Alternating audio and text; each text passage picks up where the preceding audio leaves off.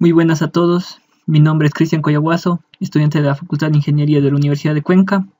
En esta presentación les voy a mostrar sobre el funcionamiento de mapas y diccionarios del API Colegio de Java y también un poco sobre colecciones parametrizadas.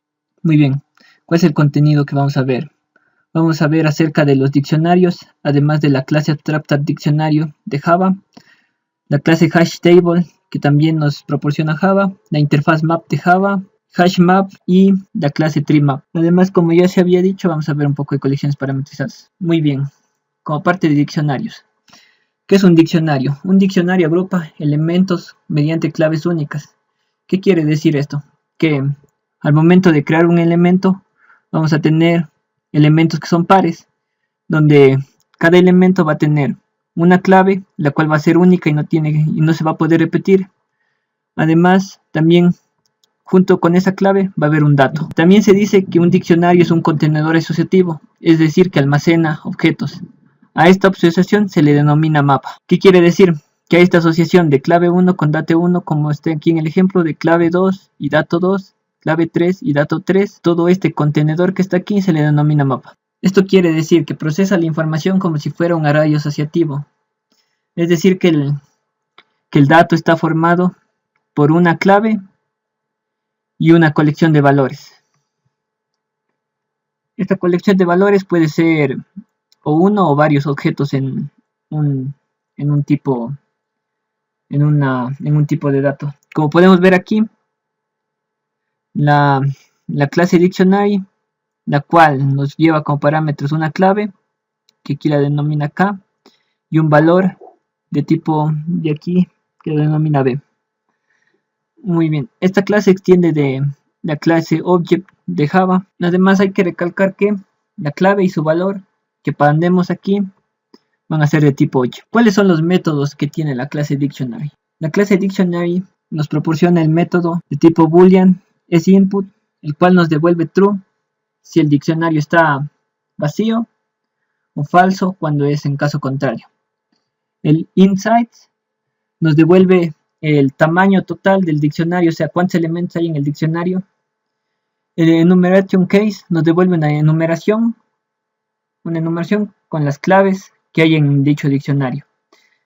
El enumeration element nos devuelve la enumeración de los datos que se encuentran dentro de ese diccionario. El object get nos devuelve un elemento asociado con una clave.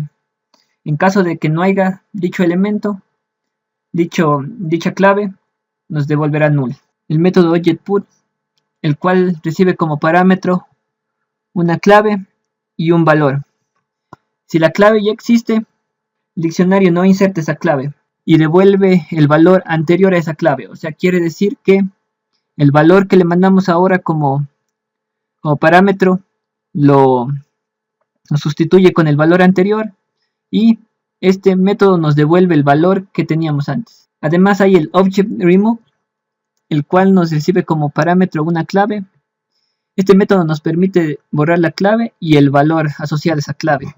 Y además este método retorna el dicho valor asociado que eliminamos. En caso de no existir dicho valor, nos retorna null. Muy bien, vamos a hablar un poco de la clase HashTable. La clase HashTable es parte de la colección de Java, la cual extiende de diccionario.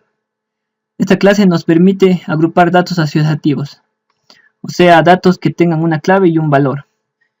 Esta clase funciona igual que una tabla hash, nos permite dispersar los elementos de acuerdo a un método que nos proporciona el método hashCode. Un método importante también en la HashTable es un método que se llama equals, el cual nos ayudará al momento de que queremos hacer búsqueda o comparaciones en la tabla hash. Muy bien, como podemos ver en este ejemplo que tenemos abajo, lo que hace el hashCode al momento de que nosotros le mandamos la llave, o sea, la clave, el hashCode nos va a decir en qué posición, en qué índice nos va a ingresar esa clave, y además como también mandamos como parámetro un valor, a esa clave se le asocia un índice, a ese índice se le asocia una clave y un valor. Muy bien, vamos a hablar un poco de los constructores de la clase HashTable. Muy bien. La clase HashTable puede instanciarse como un new HashTable la cual nos creará una instancia vacía con una capacidad inicial de 11 elementos en una tabla hash. También hay que recalcar que el factor de carga por defecto que nos crea este es 0.75. También hay cómo crear una hash table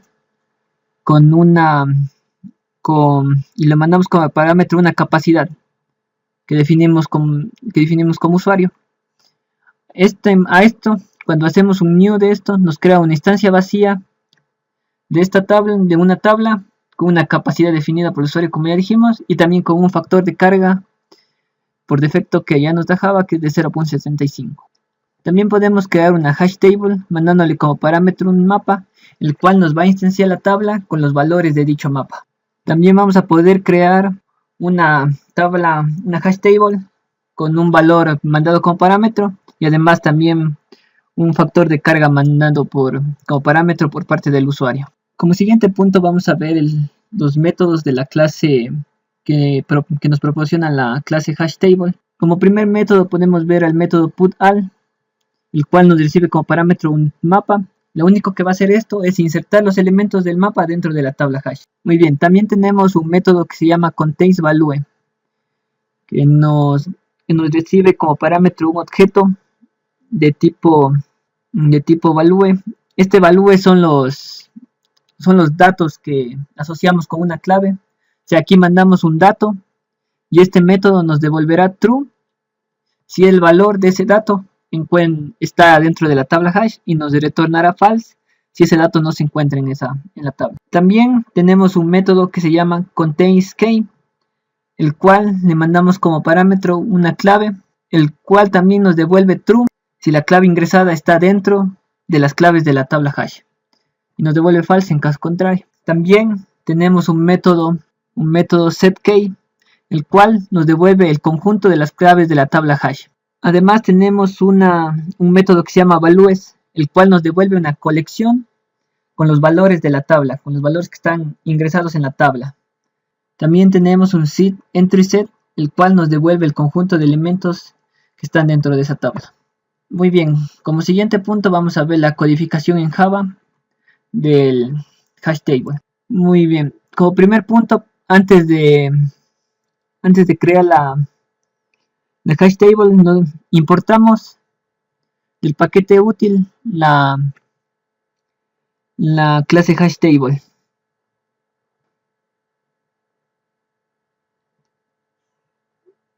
Muy bien, para este ejemplo he optado por tener un string donde voy a tener nombres de personas y además una variable de tipo edad, que es un vector de enteros en el cual voy a tener diferentes edades. Muy bien, para la creación de una hashtable tenemos que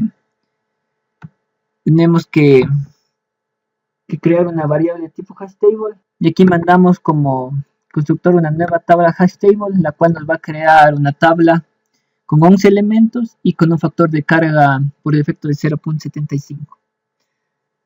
Muy bien, con este for que tenemos aquí voy agregando los elementos a la tabla. Como claves le estoy mandando las edades que están aquí en el vector ints, y como datos o valores le estoy mandando los nombres. Aquí como ejemplo les voy a mostrar cómo se busca la tabla, cómo agrego un elemento, cómo elimino un elemento y cómo muestro el conjunto de llaves y valores.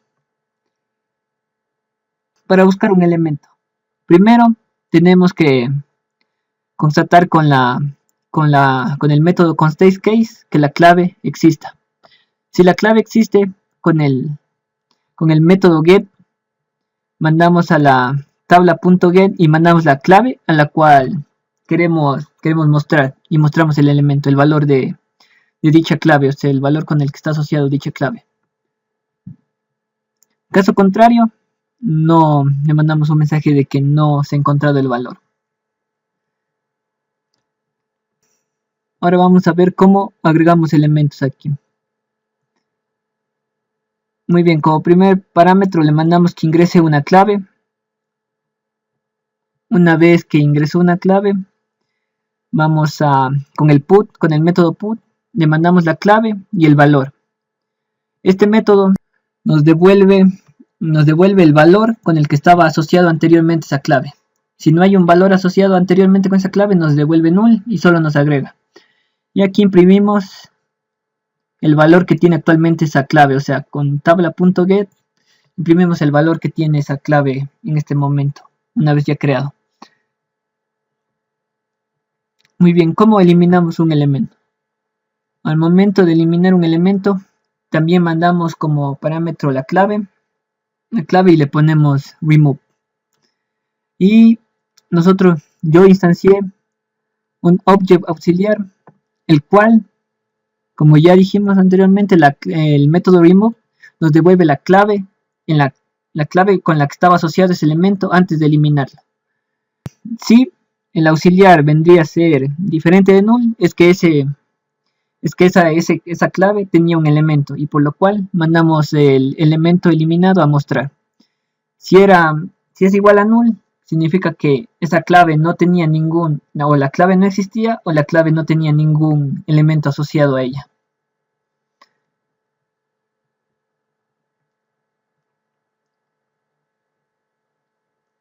Muy bien, como punto 4 tenemos el conjunto de llaves y valores. Vamos a mostrar el conjunto de llaves y valores. Para esto yo cogí con este keyset, el cual nos devuelve el conjunto de claves en la tabla. La metemos en una variable tipo set, un conjunto. En esta variable se nos va a guardar todas las claves que hay en la tabla en este momento. Bueno, como siguiente paso mandamos a imprimir ese conjunto. Muy bien, ahora en vez de crear un conjunto con el set, vamos a crear una enumeración con los elementos de la tabla. Creamos una enumeración con el método elements, el cual nos devuelve la enumeración con los elementos de la tabla. Y vamos a mostrarla con un while, vamos mostrando los elementos. Muy bien, ahora vamos a correr. Muy bien, como vemos como primer punto, mandamos imprimir que la tabla está creada, le mandamos como parámetros estos dos vectores. Muy bien, vamos a buscar en la tabla. Para buscar en la tabla tenemos que ingresar la clave. No, por ejemplo, vamos a ingresar la clave 24 que debe estar asociada con el nombre Chris. Como podemos ver, aquí nos retorna el valor, el cual era Chris. Está bien, muy bien. ¿Cómo vamos a agregar un elemento? Muy bien, mandamos a agregar un elemento, ingresamos la opción 2. Ingresamos la clave, o sea, con qué clave queremos guardar el elemento. Vamos a poner 98 y le vamos a mandar un valor, cual sea Juan.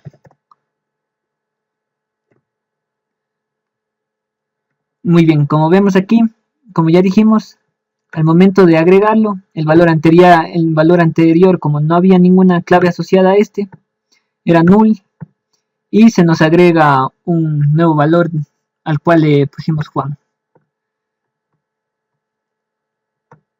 Para eliminar un elemento, ¿qué tendríamos que hacer? Bueno, antes de eso, les voy a mostrar qué pasa si ingresan una clave que ya está ingresada anteriormente. Volvemos a poner 2. Ingreso la clave que era 98 y ahora le pongo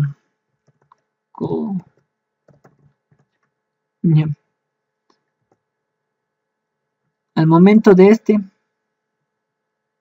nos va a decir que el valor anterior, como ya sabían, como pusimos nos va a decir como valor anterior es Juan, el valor anterior que tenía esta clave, y ahora el nuevo valor va a ser Coya.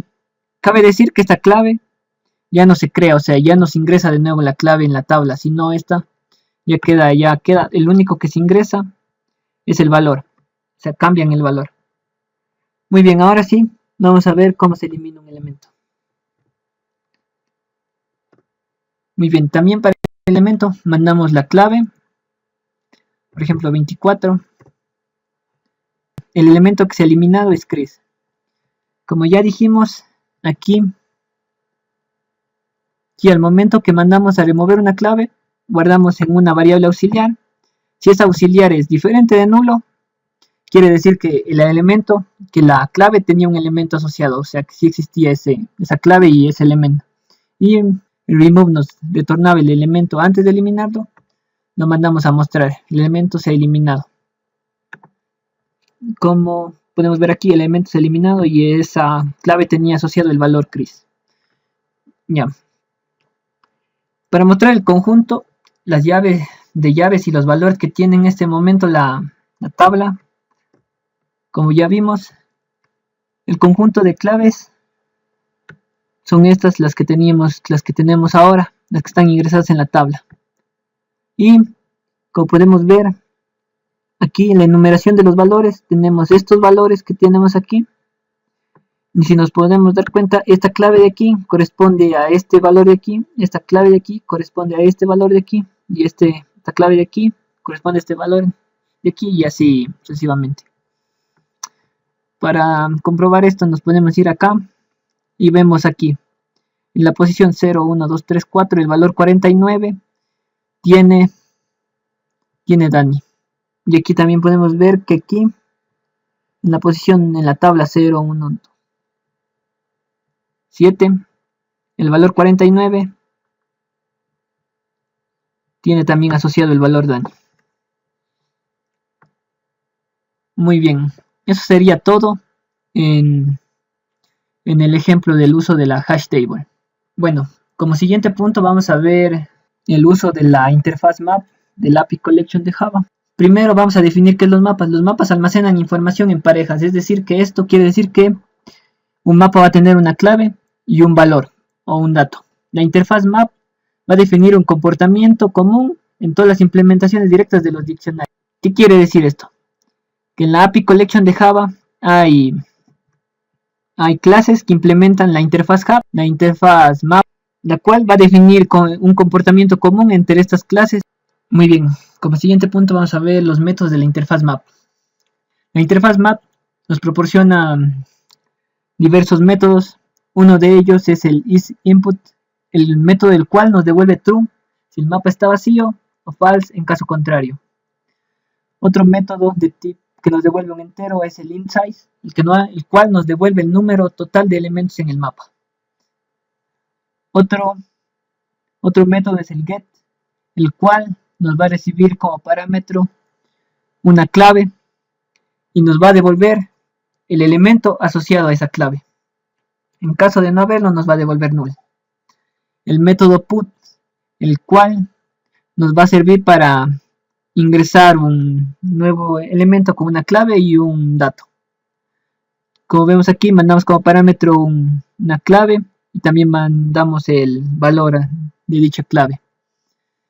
En caso de ya ver esta clave, la clave no se agrega, lo único que cambia es el valor y nos devuelve el valor anterior.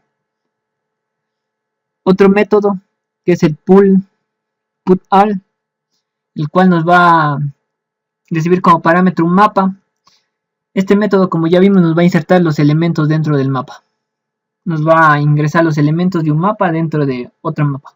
También tenemos otro método que se llama containValue, el cual nos va a recibir como parámetro un valor y nos devuelve true si ese valor está dentro de los valores del mapa y nos retorna false en caso contrario. Y también tenemos otro método que se llama containScale, el cual devuelve true si la clave que mandamos como parámetro está dentro de ese mapa. En caso contrario nos devuelve false. Bueno, también tenemos el método setCase, el cual nos devuelve el conjunto de claves de dicho mapa, del mapa que estemos haciendo. También tenemos otro método que se llama values, el cual nos devuelve una colección con los valores de ese mapa. También tenemos el collection values, el cual nos devuelve una colección con los valores de ese mapa. También tenemos un método que se llama entrySet, el cual nos devuelve el conjunto de elementos del mapa. Muy bien, una vez definidos los métodos de la interfaz map, vamos a poder definir qué es la clase abstract map. La clase abstract map es una clase abstracta, la cual implementa todos los métodos que están en la interfaz map, a excepción del método entrySet, Como ya vimos, el método entrySet nos va a devolver los elementos que estén en un mapa. Este método tiene que ser implementado en las clases que extienden de la clase AbstractMap. Estas clases son el HashMap y el TreeMap, y a su vez el LinkedMap que extiende de la clase HashMap.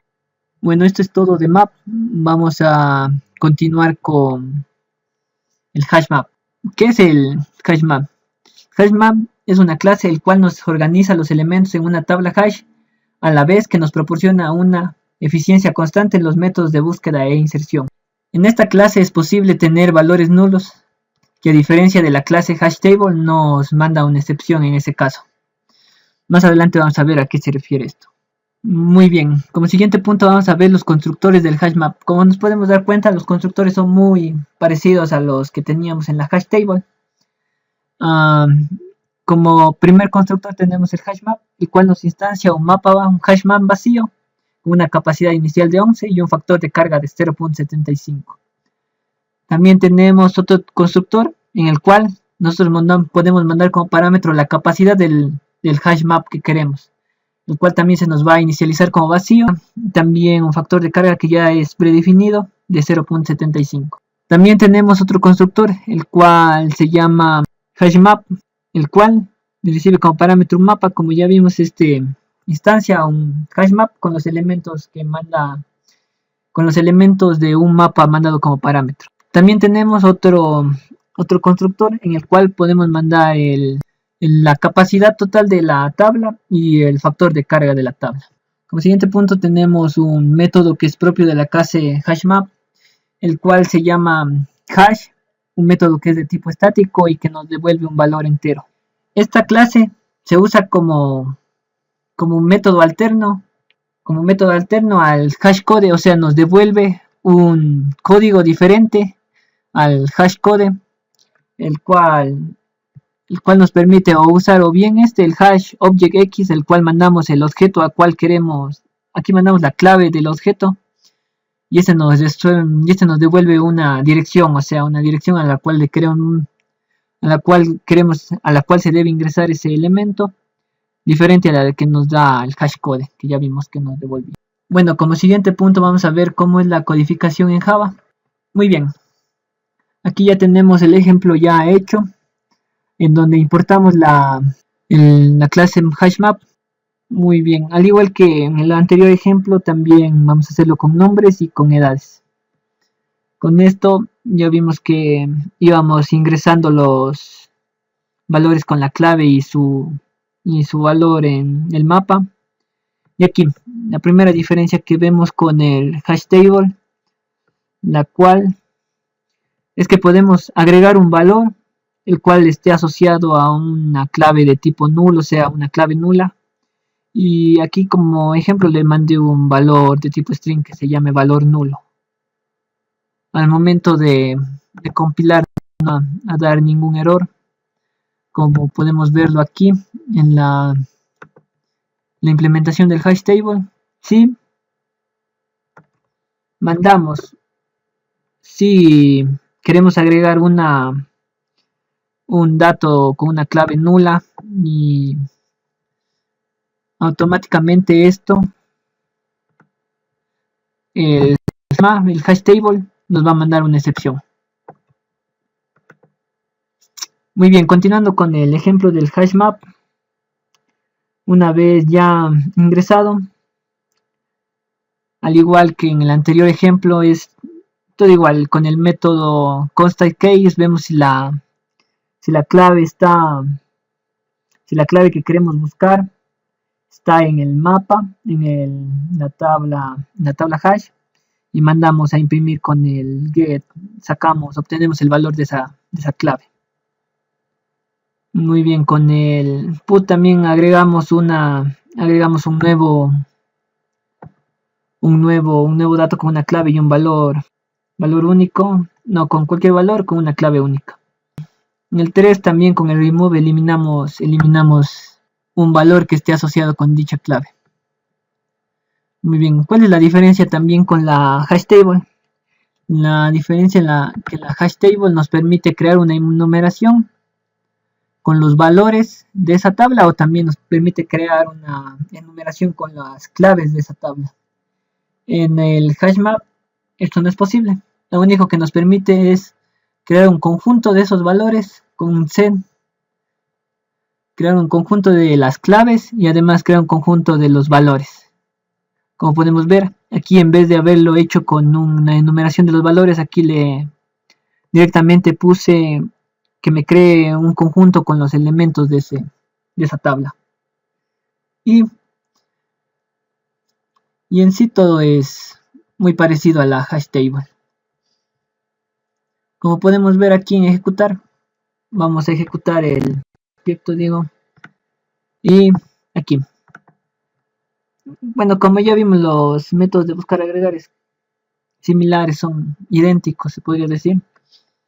La única diferencia en el 4, cuando mandamos a mostrar el conjunto de llaves y valores, nos podemos dar cuenta que aquí hay una clave de tipo null. Como ya dijimos, la hashmap permite claves de tipo con valor null, y este null tiene asociado el valor nulo.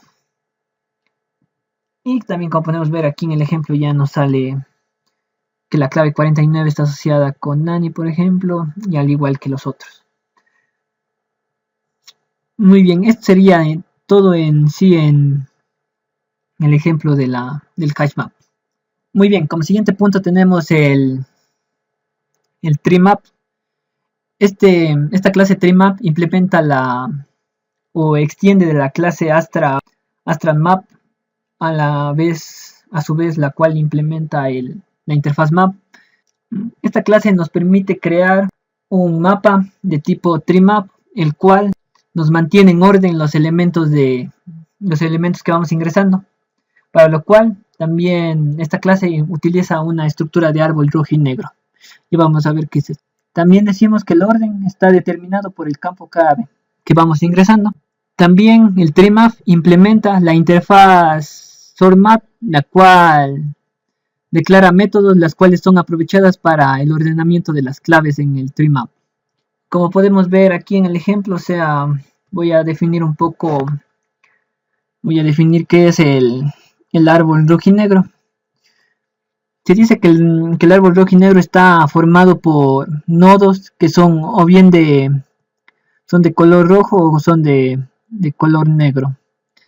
Muy bien, como podemos darnos cuenta, en la estructura del árbol los datos están en orden, o sea, si comenzamos a leer el árbol, comienza con el 1, después va con el 6, después con el 8 y el 11, y así sucesivamente.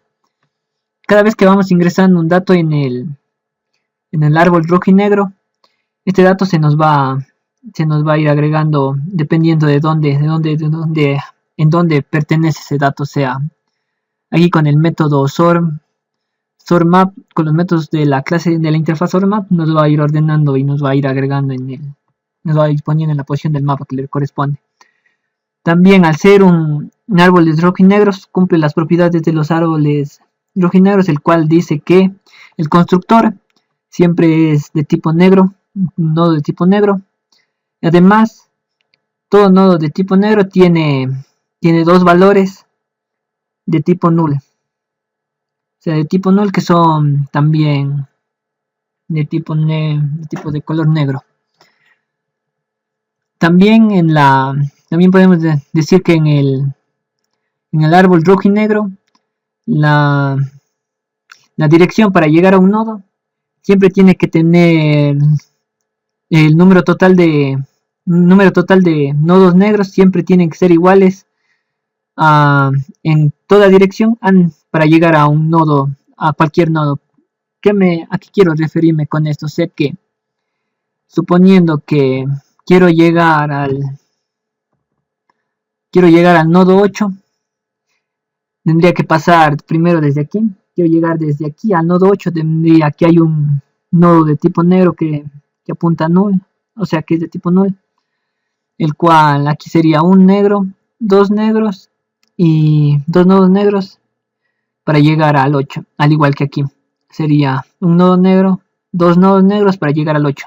Y esta condición siempre se cumple en un árbol de tipo rojo y negro. Muy bien, como siguiente punto vamos a ver los métodos de la clase TreeMap.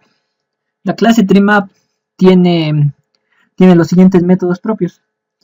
Un método que es de tipo SortedMap, el cual nos va a devolver un mapa, un submap, el cual nosotros vamos a mandar un objeto que va a ser desde dónde hasta dónde. ¿Esto qué quiere decir? Cuando llamemos a esta función, esta función nos va a devolver un mapa formado con los elementos cuyas claves están en el rango desde una posición que nosotros le damos hasta otra posición que nosotros le damos. También hay un método también de tipo SortedMap, el cual nos devuelve un mapa ordenado, en el cual mandamos una variable de tipo oye hasta dónde, o sea, nos va a devolver un mapa formado por los elementos cuyas claves son menores hasta donde queremos, hasta el elemento, o sea, hasta el elemento que mandamos como parámetro.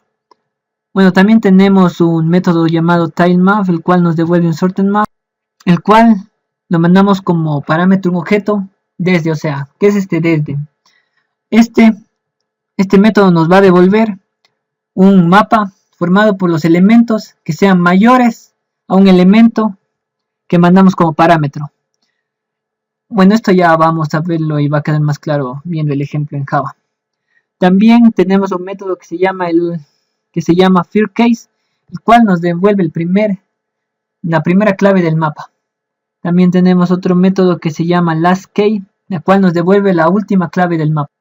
También podemos decir que los métodos que son heredados de la interfaz map, el constantCase y el getRemove en la clase TreeMap son más eficientes, ya que su tiempo de ejecución es logarítmico.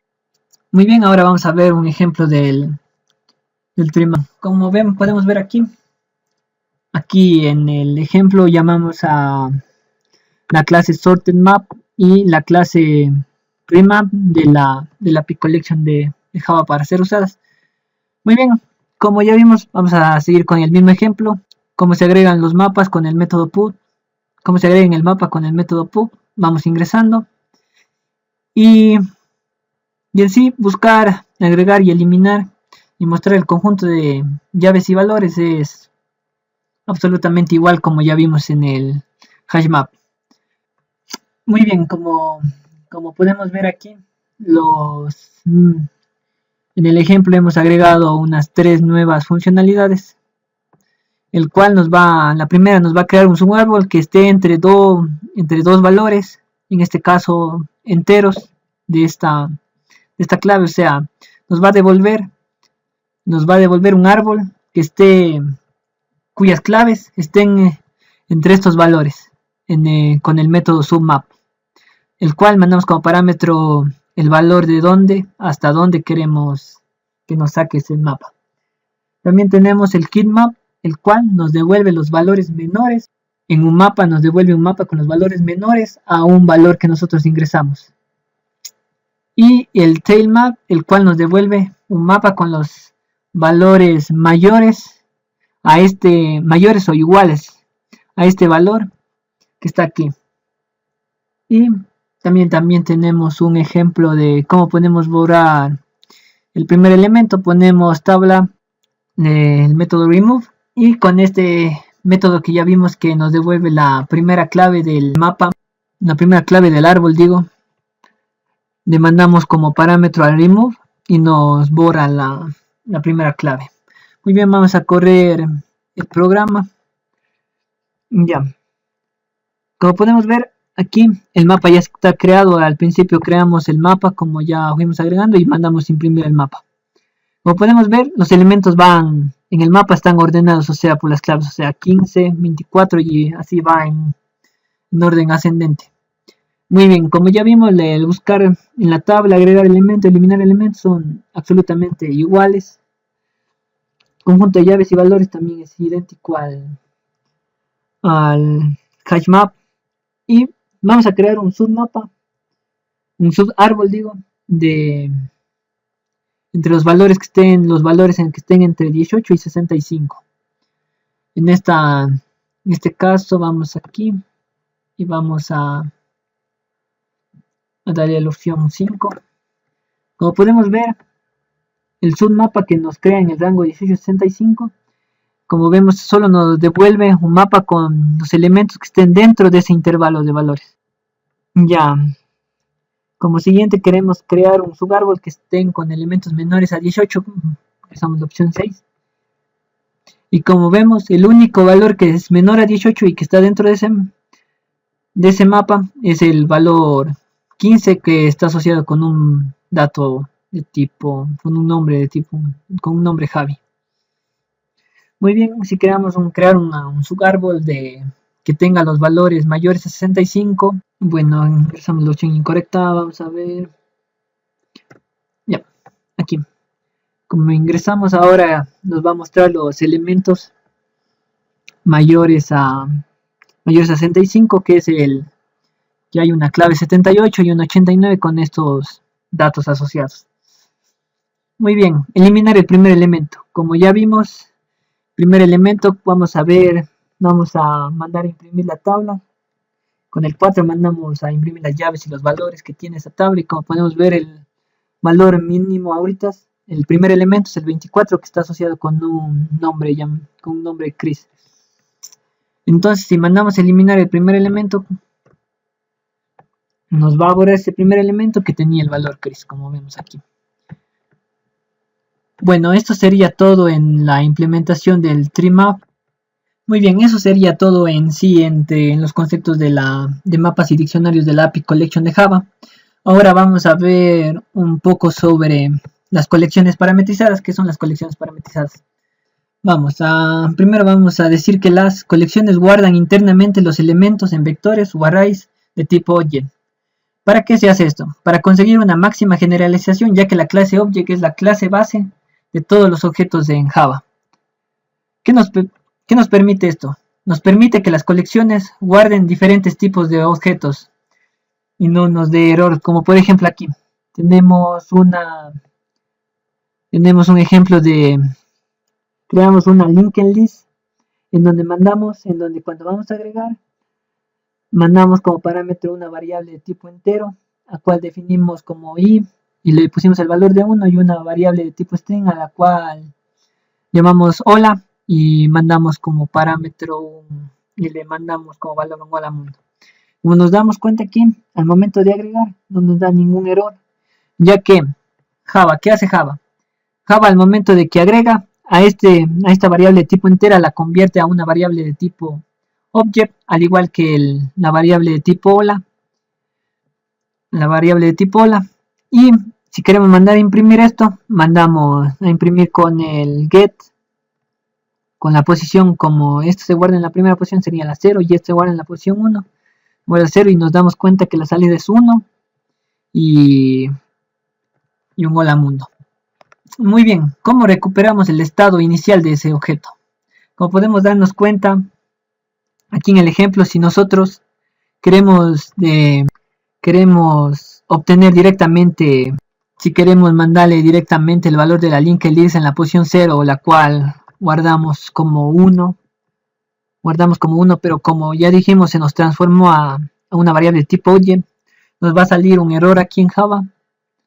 Pero para transformarla de nuevo, que vuelva a su estado inicial, aquí podemos hacer un cast donde le mandamos que esta variable de tipo object ahora va a ser una variable de tipo int, y ahí se nos quita el error de Java. Muy bien, vamos a ver qué son las colecciones de un mismo tipo.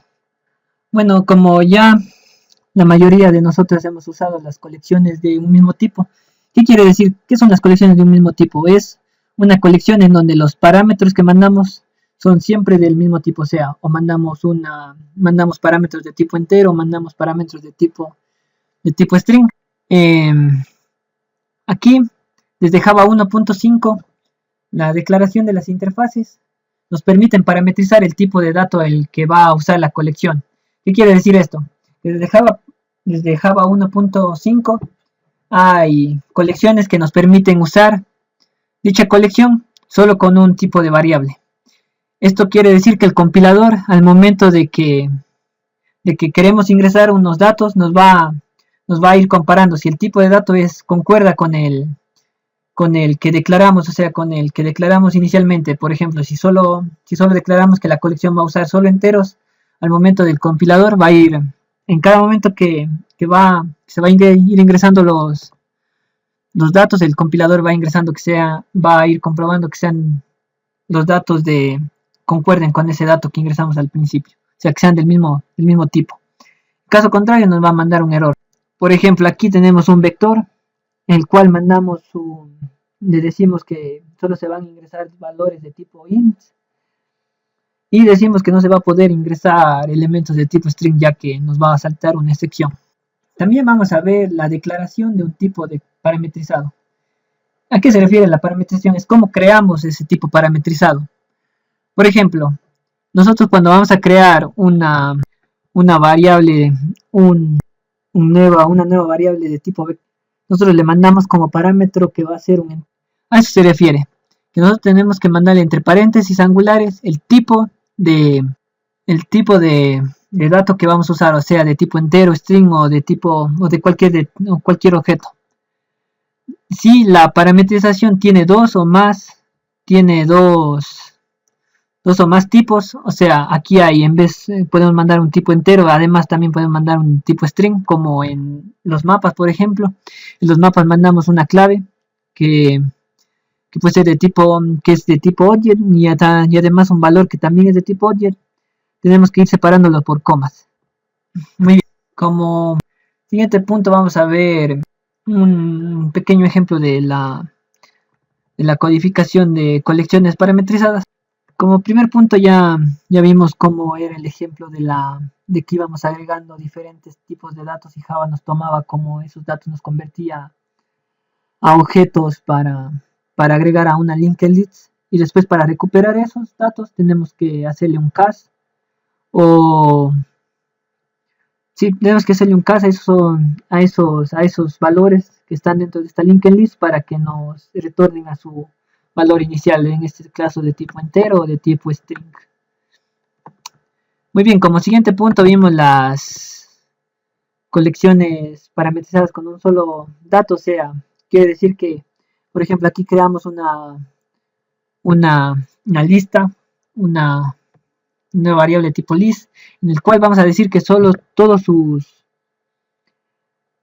valores que van a ser ingresados en la lista van a ser de tipo string. Esto quiere decir que al momento de querer agregar, por ejemplo, un valor de tipo entero, Java nos va a mandar, como Java ya comprobó como ya dijimos que al momento de hacer el add, el compilador de Java nos va a verificar que el tipo de objeto que estamos mandando es igual al tipo que dijimos que van a ser, o sea, este tipo de string, son de tipo string. Por ejemplo, este 5 no es de tipo int y nos va a salir un error. Nos va a mandar, como vemos aquí, el compilador ya nos da nos marca con rojo que no son del mismo tipo. Y como vemos aquí, al momento de agregar de agregar un nuevo elemento, aquí vemos que le mandamos un de tipo correcto porque es de tipo string. El compilador no nos va a mandar ningún error y nos va a imprimir el hola que mandamos, el hola que se manda en la primera lista. Ya, sobre el tema de declaración de un tipo de parámetro, a ese tema se quería referir a esto. ¿Cómo declaramos nosotros la lista, o sea, la colección que queremos crear? O sea, se quería referir a que tenemos que darle un valor, o sea, aquí podemos poner que es de tipo integer, y suponiendo que esta lista tuviera dos parámetros, tendríamos que poner con coma y poner el otro valor, por ejemplo, de tipo string. Bueno, como la colección list no permite dos valores, nos va a mandar un error. Pero en sí, como dije, así sería la declaración si nos pide dos valores, si queremos mandarle dos valores diferentes con diferentes tipos. Bueno, aquí ya nos da un error, como ya les dije, aquí el compilador comprueba de que que las variables sean del mismo tipo, pero como no las son, nos va a mandar un error.